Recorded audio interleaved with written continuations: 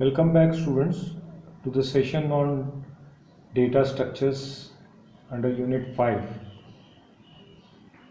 Today we want to understand in great detail what is the meaning of dictionary and how to use it. It's a very important topic and quite versatile in its application, used at many places. In the last session we understood how tuple can be used, how tuple can be used with decorate and undecorate sequence. Example was demonstrated which gave you a better understanding or insight into the topic of tuple. Now today let us get started with dictionary. Although we had an introduction in the last session, but we'll again revisit the meaning of dictionary. So we know that a dictionary is like a list, but unlike the list, we can access dictionary using any type of index, almost any type, that is the meaning. We need not have integers there. And apart from that, we have what is called as key and a value pair. So this was discussed in the last class, if you remember. There is always a key that is associated with a dictionary and corresponding to its value as far as key is pointing to. This can be given with the help of an example wherein you can make out what is the meaning of a key and a value. To start with, we need a keyword here. Either DICT is a keyword which allows us to create a dictionary. That is, this is the variable. Let us say that this is English to Spanish, and DICT is an inbuilt function that creates a dictionary. And when I print this, I get these symbols. That is flower, curly brace, left and right. Or you can make use of this flower, curly brace to create a dictionary. Both means the same thing. Now, this is an example which says that I have already created this dictionary. Now I want to assign the values to the dictionary. So I can do it using two things as we know it. That is key and a value. So one is a key and is a value and given under single quotes. This is very important as far as the syntax is concerned.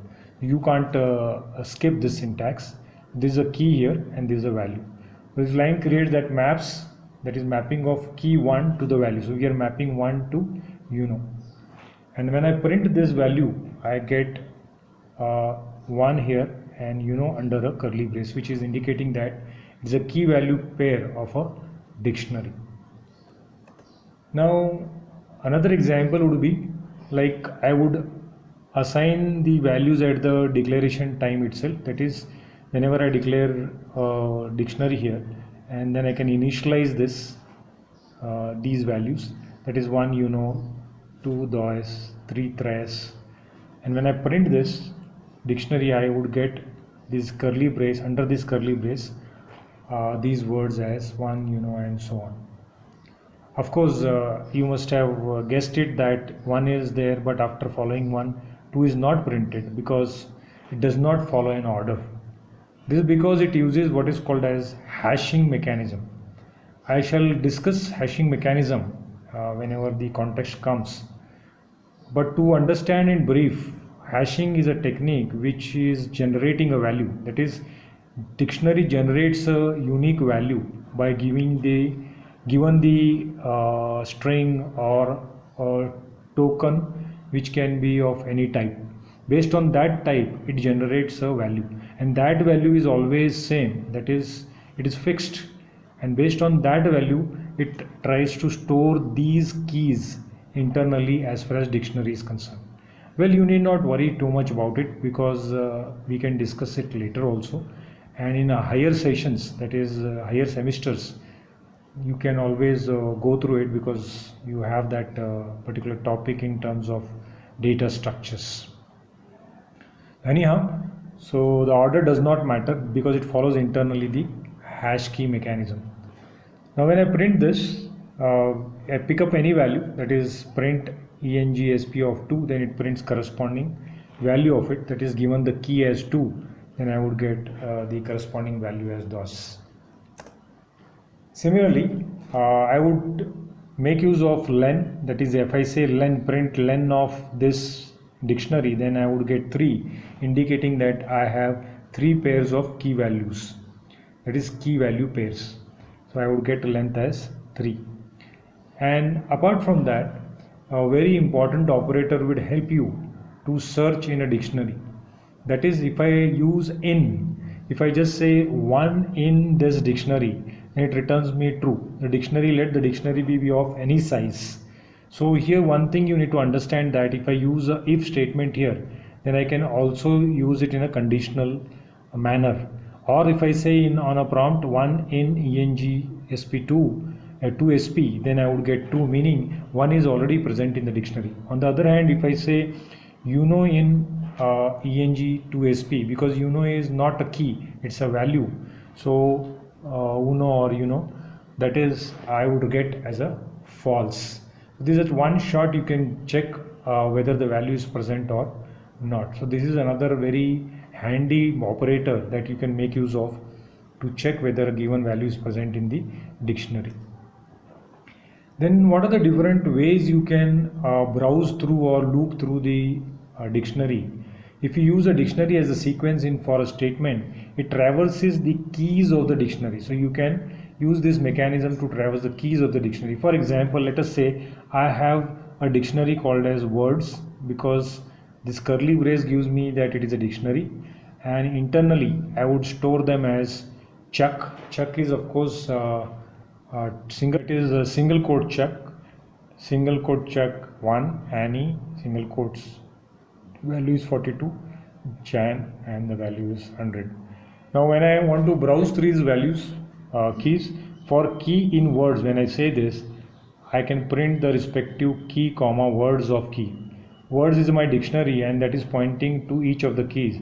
So when I subsequently iterate through the different values of the keys, I would get Jan of 100, that is Jan is printed. Then similarly Chuck and Annie, that is based on the hash value, so order does not matter, you need not worry.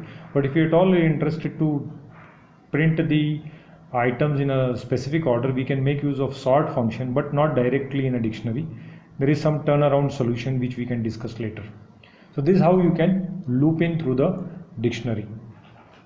Now let us say another example, to find all the entries in a dictionary with a value about 10. Now this is my dictionary, let us say counts, again Chuck 1, Annie 42, Jan 100.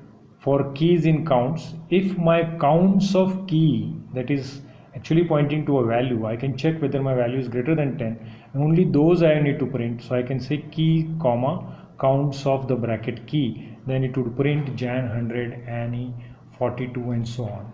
So this is how you can make use of for loop, and you can browse through the different items to take decision or process the list of items of the.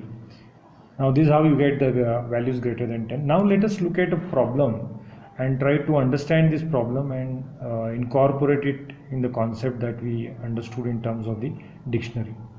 What the problem says, write a program that reads, that is words from the user until user types, that is reads words from the user until user types end. When done, store all these words as keys in the dictionary along with the length of each of the words with their keys respectively.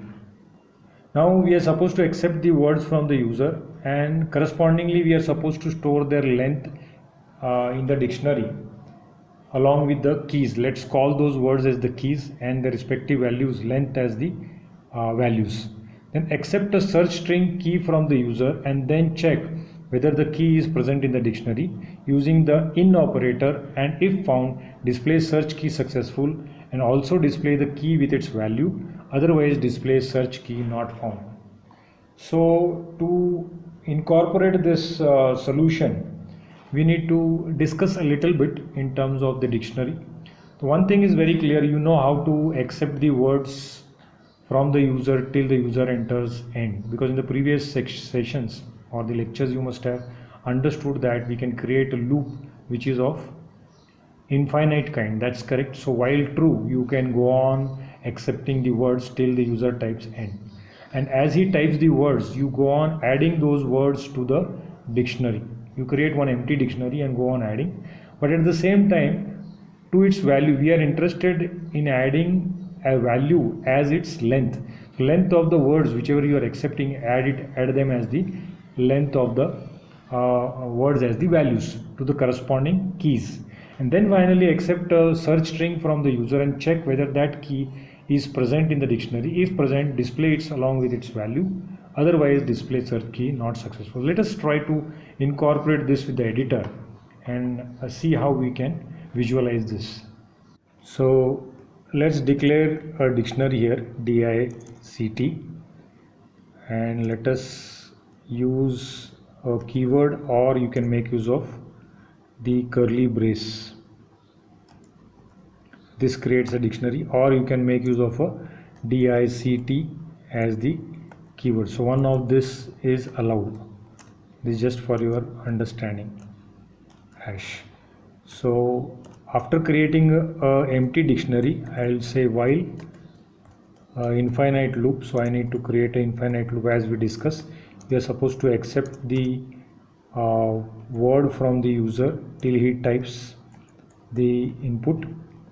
So let us type a message saying enter the word. Now enter the word. When finished, type end. That is, if you want to show that you are supposed to accept this word here, then this single quote should not create a problem. So you can have an escape sequence there, / escape and / this. So this will not disturb the double quotes meaning.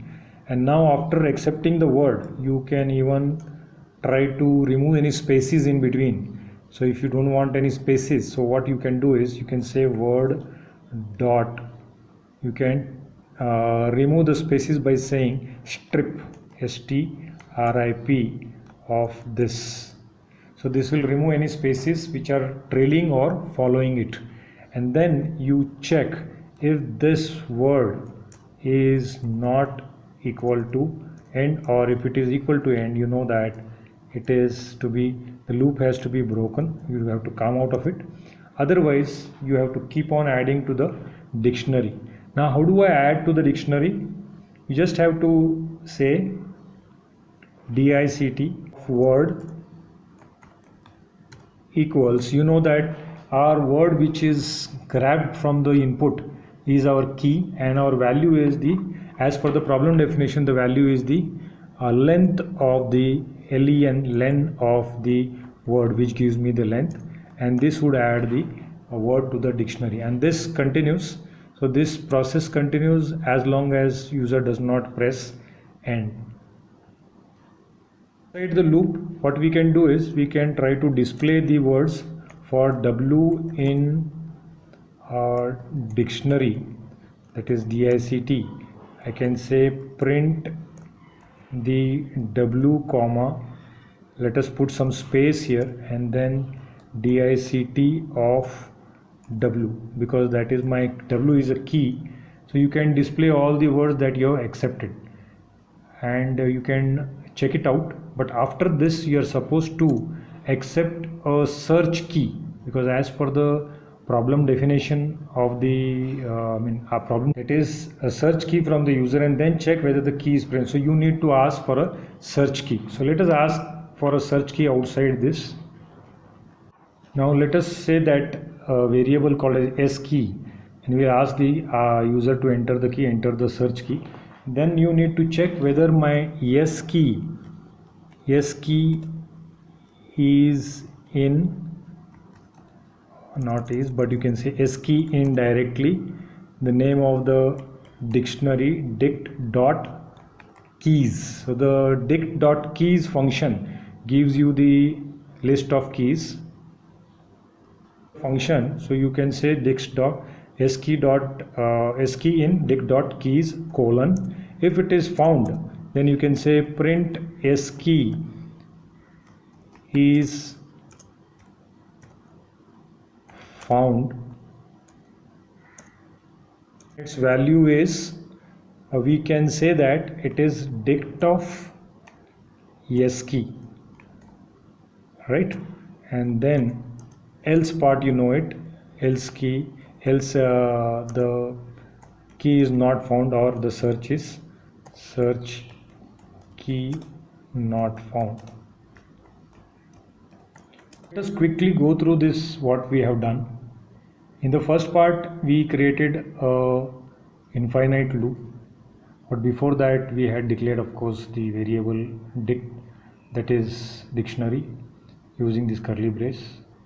Then we had accepted the words using this infinite loop till user print enters end, and then we had stripped the spaces, whatever spaces were there, by using a inbuilt function called as strip, and then we compared with the end. If it is found, then it break, otherwise go on adding the word to the dictionary using this the word itself as the key and length at its length of that word as its value, and then finally display those words which we have added to the dictionary. And finally accept what is called as the search key. If search key is found in this keys, then print the key is found with its value, otherwise find display search key not found. So let us run this program and see how we can add those different words. Now let us add the words as Python. The first word is Python. Then let us say C hash. Let us add all the programming languages. Java. And then let us say basic. And then we'll say C plus. And that's it. So we'll try to end this program now. Now it is displaying all the languages that we have entered, that words as the keys and their length 2, Java 4, basic 5, C plus the length is 5, and so on. Now let us say that let us try to search a key. Let us say I am interested in searching for basic, so basic is my key, and you know the size of the basic is 5, so it says basic is found and its value is 5. Of course you can run it again and then search for the key which is not present. So I believe you understood this program, and it's quite a useful program to give you an understanding about how dictionary can be used in its very primitive sense. But later on we'll try to see how we can add more words to the dictionary and see how the frequency of the words can be counted. So with this note, let us end this session here, and we'll continue in the next session with more problems on dictionary. So I hope you understood this. Give it a try and practice it before coming for the next session. Thank you. Have a good day and a safe day.